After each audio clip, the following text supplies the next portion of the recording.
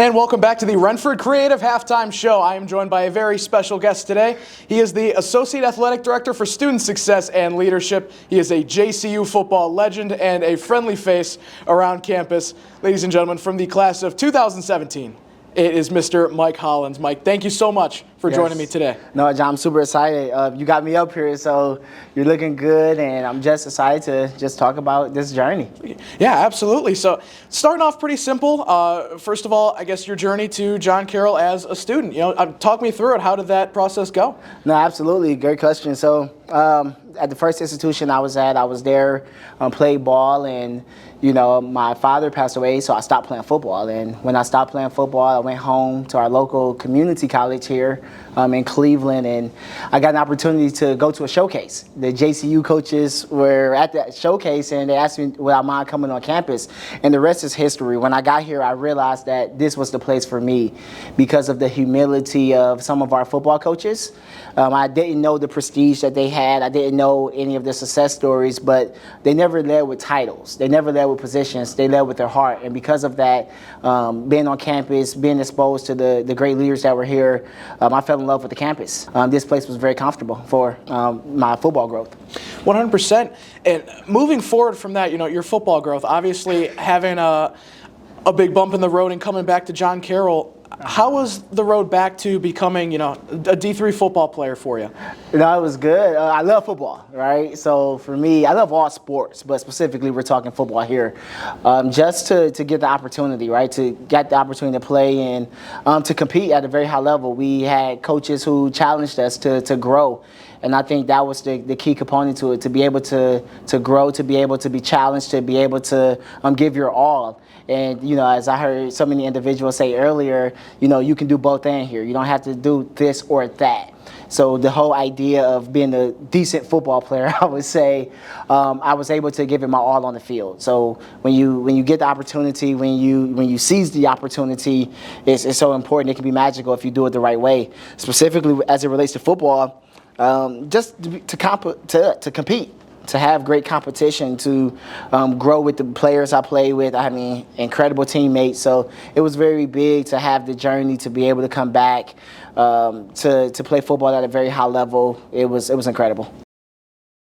I always tell people, if you want to go pro, come to JCU. And what I mean by pro is being a professional. The whole idea of having the opportunity to grow holistically. We talk so much about care personalis, which means care for the whole person. So being able to grow in every aspect of my life really allowed for me to take the principles that I learned here and go apply them professionally. I even think about the internship that I had in management. I was at Walgreens, right? So the whole opportunity to be at Walgreens managing there was based on relationships that was built here. It was actually my coach, Center, who oversaw the internship program, and because of what JCU provided, the professionalism, it also provided the preparation to go succeed in life beyond after this place. So it was great. But then academically, you're going to be challenged. The reality is you're going to be challenged, but that's what growth is about. Growth comes from challenge. So for me, to be able to be challenged academically, to have the opportunity to build great relationships. I mean, I still talk to my teammates. I still talk to some of my classmates, and I talk on a frequent basis. Literally, I was talking to William Woods, who was a part of the reason we beat Mount Union back in 2016. And I talked to him today, and he's doing very well. He's an engineer in the railroad industry, but ultimately it's the whole idea of coming here, get prepared, and go out and kill it in life. And through sports, through academics, through professional growth and wellness, I just truly believe there's nothing you can't do from being here at JCU. 100%. And going from the real world and kind of coming back to John Carroll, as taking a more administrative role, going from Walgreens to working in Maple Heights to now. Absolutely. And how was that process of, do you want to come back to John Carroll? Was it kind of a no-brainer, or was that something that was on your mind for a long time? Good question. So when you said I went back to Maple Heights, first, that's my other alma mater. That's my high school alma mater. So to be able to go back there was a heart thing, right? To go back to where I'm from, to go back to the community that raised me, to be honest with you, raised me up and taught me the grit, the grind, and all of those great things. But then when the opportunity here at JCU presented itself, for me, it was to be able to continue to develop. right? So John Carroll was incredible as a student, then to go into the professional world in management, then to go in the education field was incredible. So now I'm just like on or in education 2.0 ultimately, being in my administrative role here, which was great. But then the connections, right? So we take into consideration the position of being the assistant AD for student athlete success and leadership. It was funded by Nick Caserio. Nick Caserio is the general manager for the Houston Texans. You know this, but I know individuals are watching, so I just think it's wise for me to talk about it. Being able to have a position funded by him, to have such access to Nick, it just goes to show the network, right? It just goes to show the individuals that you're connected to, the relationships, right? In our athletic wing, we have something that says you win with people. You win with people. And what that ultimately discusses is you can have the best game plan, the best playbook, whatever that's worth, but it comes down to the people factor. And we have individuals that's bought into the mission, bought into the vision, care personalities. I continue to go back to that, care for the whole person. Discussing specifically now coming back in this administrative role, did I think I would come back? This position wasn't created, so I wouldn't have known to think that I would come back. But it did attract me once I did see that it was created, and hopefully I'm doing a good job at it. But really, it's to serve the students. I served them at the middle school level, the high school level. Now I'm doing it at the collegiate level. It's with an opportunity to love them up and to work with a lot of our at-risk students, to serve them in capacities I would have wanted to be served in, and then ultimately to see them go and become much better than me. I love that. It brings me so much joy. Of course, and shifting towards your role, just talk to me about that a little bit, because it's a very unique role, and it's something that kind of connects you not only humanistically to the athletes, but obviously you're still doing a lot of, the paperwork and the executive stuff that athletic directors do. So Certainly. How are you taking that role? What does it mean to you? No, man, it means so much, to be honest with you, because you hit it right on the nail. I get the opportunity to still have student-athlete facing interactions, whereas oftentimes when you hear someone in an executive role like mine, it's more compliance or behavior issues after paperwork needs to be done. So you got paperwork, you have legalities. Me, I'm student-athlete facing. And because I'm student-athlete facing, it gives me the opportunity to really be a part of your lives. My win or my goal or my touchdown in this season of my life or in this role is when I'm working with the student athlete, but then I see them playing at night or when I see them playing in the afternoon. It's the whole idea that I know their personal lives. I know what brings them alive. I know what scares them.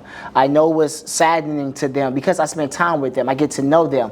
But then the reality of it is, as an administrator, you have to do both ends. So I have to be able to document. I have to be able to making sure I'm collecting data. Like those things matter. So it just gives me both ends, and I love it. And specifically, I focus on 4 areas. I think being intentional about your focus allows you to really hone in on something and become great.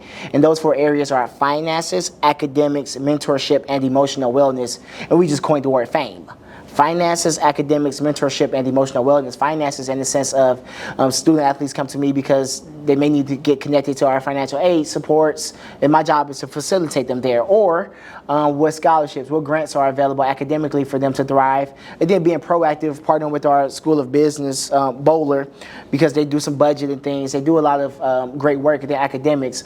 90% of my job maybe is geared towards academics. So making sure our student athletes have the proper successes so they can come here and become successful and go on and thrive in the world. So we look at the academic perspective of it is meeting with our students, meeting with advisors, peer success advisors, our academic success center, our peer success coaches. The whole idea behind that is to make sure that they have the proper people they need to thrive here. But then mentorship, I probably love that the most because I get to do a lot of the leadership development. I can challenge them to read books. I can challenge them to watch certain podcasts to really increase their lid.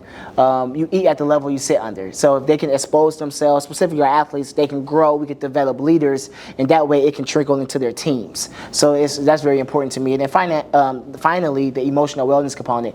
We do a lot of partnerships with our counseling center. We do a lot of partnership with the wellness center. And the whole idea is we want our students to be whole. Going back to our whole ideology of cure personalis, emotional wellness, we want them to thrive in all aspects of their life. Shameless plug, this upcoming Tuesday, September 17th, we're doing our mental health wellness walk. It's September, I don't know when this is going to be aired, but the whole idea behind that is we want our students to know that they can communicate how they're feeling. They can communicate that that they're struggling, and they have personal touches in partnership with the Cleveland Clinic. So when you start looking at the clinic, they are an official sponsor, so it's very important for us to make sure that our student athletes have the resources they need to not only thrive here, but to thrive in life. On a personal note, there's kind of a trend with everything that you've done in your life, from Maple Heights to here. You love to help people. You love to kind of have that leadership role. So for you personally, where does that passion really stem from? Yeah, faith for me. I'm a follower of Christ. And because of that, to serve. Jesus said, I came to serve and not be served. So I want to have a heart of serving people. I want to have a heart of, as best as I can, right, to put people first. So many people helped me. So I sit in these pretty positions, these executive roles, ultimately because individuals poured into me. And I think about my time here. I had great coaches. I had awesome coaches who talked to me about more than just football. They talked to me about life. Man, Mike, how are you doing? How's your family doing? How can I help you? When there was social justice things going on, I remember Coach Arth, right? He's the quarterback coach for the Steelers, and he would ask me, Mike, how can I stand in the gap? What can I do? How can I be a part of the things that are going on? I want to learn. I want to grow. And what that allowed for was to really, Coach Art saw me as the human. We always talk about the human component of things, right? So it was more than football. And those same coaches, literally, I talked to, today's Friday, I talked to them recently.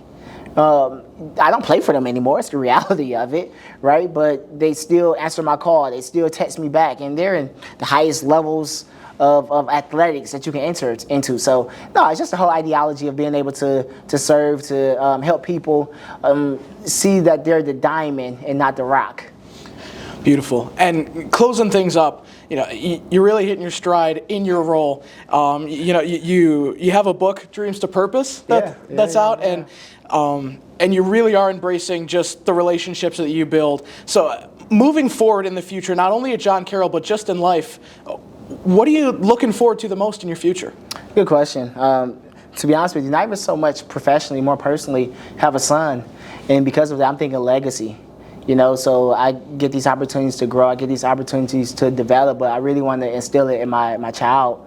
My wife and I, we have family core values. We have 4 of them: honor Jesus, love family, grow and develop, serve others. The whole idea behind that is if I can instill that into our child, now I can't live it for him, but as far as it relates to what am I looking for, or forward to rather, just the opportunity to just love my family up. One of our core values here is, well, specifically the football team uses this, is family. And it says, forget about me, I love you. And if I can do that, encompassing my roles professionally, encompassing my roles personally in my house, I truly think that it'll not only catapult me, but it'll catapult the individuals that are close to me, and that just starts with my family. So I'm truly excited. Personal growth, but then professional growth, I think it's a natural byproduct of those other components of my life.